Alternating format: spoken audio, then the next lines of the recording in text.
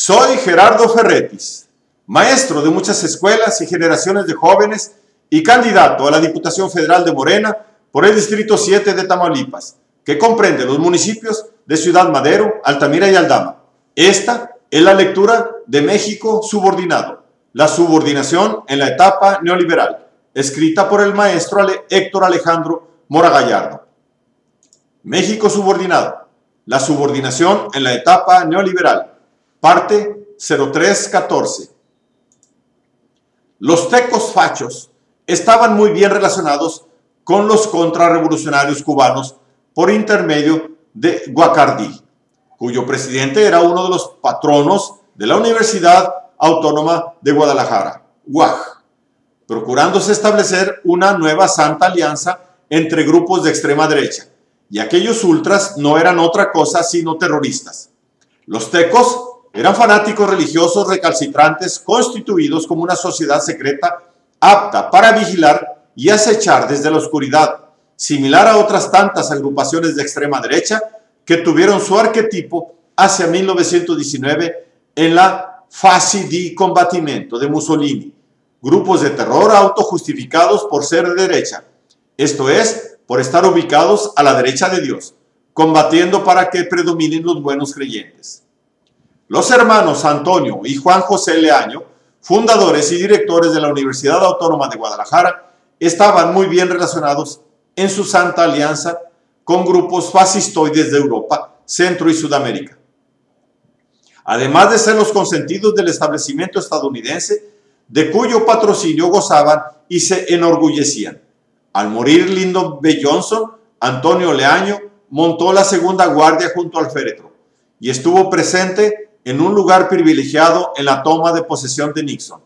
Los hermanos Leaño acogieron en Guadalajara a Henry Pérez, exministro del dictador Anastasio Somoza, junto con algunos pistoleros que fueran de su guardia. Por la parte interna, Manuel Buendía publica en abril de 1984 el Catecismo de los Tecos y sus alianzas con el Opus Dei, el PAN, la Coparmex, incluyéndose grupos de choque. Ningún otro periodista se atrevía a lo que se atrevía Manuel Buendía. Si alguien publicó las andanzas de la CIA, los tecos, denunció vendedores de armas y demás alimañas que componían la ultraderecha en México, fue él. Esto le repercutía en ganarse múltiples y poderosos enemigos. Descubriéndose que durante el sexenio de Díaz Ordaz, la CIA ideó un plan para causar desasosiego, meter cizaña entre México y Cuba, empleando a un funcionario mexicano acreditado en la Embajada de La Habana. Tratábase de Humberto Carrillo Colón, consejero agregado de prensa, a quien la policía cubana fácilmente detectó realizando un burdo espionaje. La representación diplomática cubana en México protestó de manera oficial, protesta que fue rechazada por la presidencia.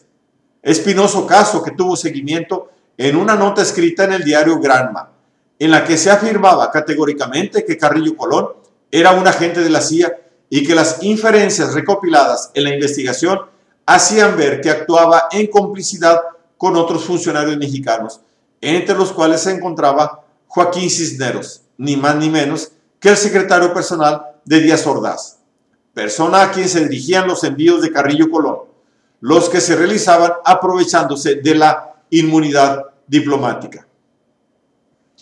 Precisando los cubanos que ya en México la valija era abierta por Cisneros usando una llave especial, quien extraía los mensajes y se los entregaba a un enviado de la CIA.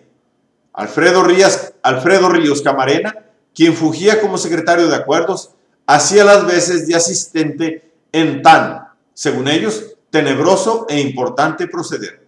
Lo importante del asunto es que en 1982 la Cámara de Diputados nombró una comisión investigadora dedicada a escrutar las actividades de la CIA en México por primera y única vez en su historia. El pillo, que venía a ser Ríos Camarena, detenido justamente por el fraude cometido en Bahía de Banderas, se defendió de las acusaciones argumentando que si se le castigaba haría revelaciones incómodas que involucrarían a ciertos funcionarios involucrados en el caso de la CIA. Pesquisas que iba a decir de Manuel Buendía debían involucrar a un cierto personaje relevante de la derecha que era el enlace de la CIA con el presidente Díaz Ordaz.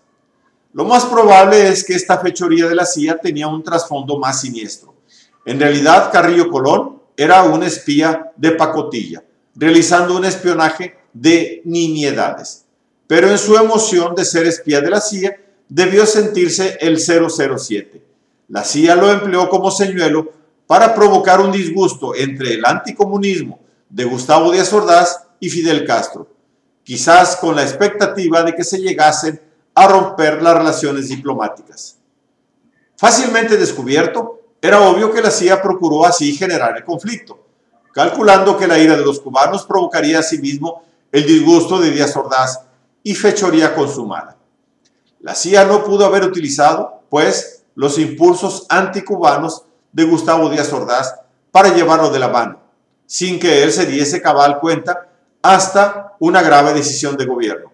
Así, Díaz Ordaz habría comenzado aceptando un juego personal.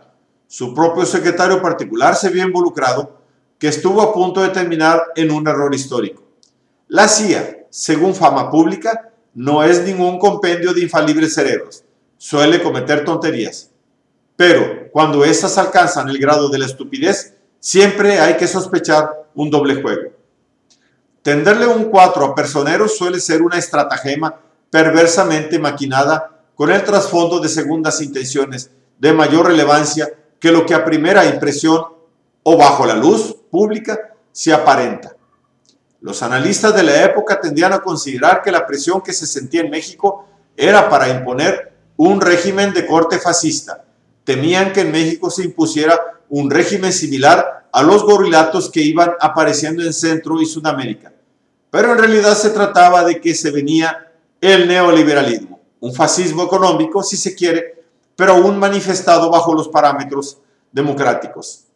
Manuel Buendía, persiguiendo sus indagatorias periodísticas a la CIA y a los grupos de ultraderecha en México, daba cuenta de la ofensiva neoimperialista para que se impusiera lo que será dado en llamarse el neoliberalismo, capitalismo desenfrenado propiciado por un sistema pseudoeconómico desregulado que le otorga preponderancia a las instituciones financieras, no haciendo necesario el fascismo, aunque actúe en el ámbito económico ejerciendo una serie de actividades similares.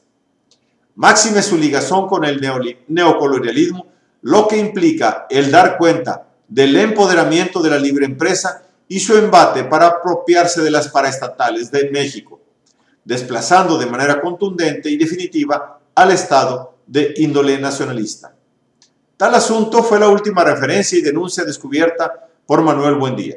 A mediados de abril de 1984, un grupo de industriales, encabezado por los dueños de Televisa, formalizó la creación de la firma Libre Empresa S.A. con el propósito de adquirir todas las empresas propiedad del Estado, a excepción de las instituciones bancarias. Este grupo pretende desplegar intensa campaña ideológica y publicitaria para impulsar los principios de la libre empresa, pero sobre todo busca debilitar el área nacionalizada de la economía mexicana. En estos planes no hay casualidades. No es gratuito que al frente de la libre empresa estén Televisa y sus principales accionistas. El surgimiento de esta alianza fue dado a conocer públicamente por el periodista Manuel Buendía 2 días antes de ser asesinado en mayo de 1984. Efectivamente, el lunes 28 de mayo de 1984, Manuel Buendía escribió en su columna Red Privada en el diario Excelsior que un grupo de prominentes empresarios deseaba comprar parte del país independientemente de las empresas propiedad de la banca nacionalizada. Han dicho que están dispuestos a comprar todas las empresas que opera el Estado. El gobierno se dice interesado en principio. De hecho, ya han empezado las negociaciones. Se habla incluso de documentos. Por ejemplo, este que habría sido leído en presencia de un miembro del gabinete. Ante la confianza que nos inspira el gobierno y nuestra firme creencia en el régimen de economía mixta, un grupo de empresarios mexicanos decidió formar una empresa cuyo fin será negociar la adquisición con objeto de facilitar al Estado la venta de dichas empresas y a los empresarios la adquisición de ellas, bajo las bases más justas posibles. Esta empresa ya está legalmente constituida y se denomina LESA DCB, Libre Empresa SADCB. El problema es que, obrando de tal manera, se acababa con la economía mixta. Pero se decía que el Estado aún podría participar con el porcentaje de las acciones convenientes. Sí, tal vez para empezar con un 45% o un 20% o un 10%, lo que iría disminuyendo hasta hacer nada cuando el destino de las privatizaciones nos alcanzara. A la reunión con un secretario de Estado no identificado asisten, entre otros, Emilio Azcárraga Milmo, Alejandro Sada Olivares, Emilio Díez Barroso, Abel Vázquez Raña, Juan Diego Gutiérrez Cotina, Adolfo del Valle Ruiz, Fernando Senderos, Antonio Madero Bracho, Antonio del Valle Ruiz, Carlos Slim Melo y Felipe Cantú Ayala.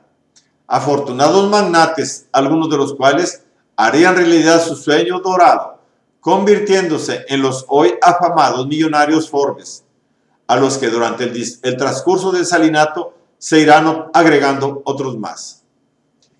El señor secretario presente se dio por enterado y adelantó que la decisión del gobierno era la de aceptar la propuesta del grupo de empresarios, aun y cuando esta operación pudiera suscitar algunas turbulencias políticas, se seguiría adelante.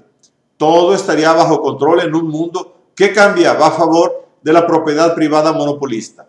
Por algo será que de ese punto de partida al "hay que privatizarlo todo", exclamado recién por Carlos Slim, se da la procesión de la apoteosis del capitalismo, la que representa la debacle de la humanidad. Pero al parecer todavía no quieren darse cuenta. En seguimiento de lo cual se acordó se formara un grupo de trabajo, el que para el 7 de mayo debió haber entregado en aquella secretaría una lista de las empresas que consideramos que el Estado podría poner a disposición, y así fuera para bien de la libre empresa y que la nación nos lo reclame. Puede ser que de manera similar el caso relatado por el periodista concerniente a la trampa con doble fondo que la CIA le puso a Gustavo Díaz Ordaz, algo parecido le hicieron a Buendía. Con información proveniente del columnista norteamericano Jack Anderson, por aquellos días Manuel Buendía le seguía la pista a conexiones del narcotráfico con la presidencia de Miguel de la Madrid, pesquisa que lo pudo arrojar a la boca del lobo, indisponiéndolo con el gobierno de su propio país, siendo evidente que los autores materiales e incluso el supuesto autor intelectual detenido, José Antonio Zorrilla, no eran sino intermediarios de los de arriba, pero los de arriba habían sido asusados por los verdaderos lobos. Manuel Buendía Telles Girón fue asesinado el 30 de mayo de aquel 1984, ejecutado por los ultraderechistas que denunciaba justo cuando la descomposición del gobierno neoliberal se iniciaba, incluyéndose la participación del narcotráfico y el advenimiento de los hermanos grandes.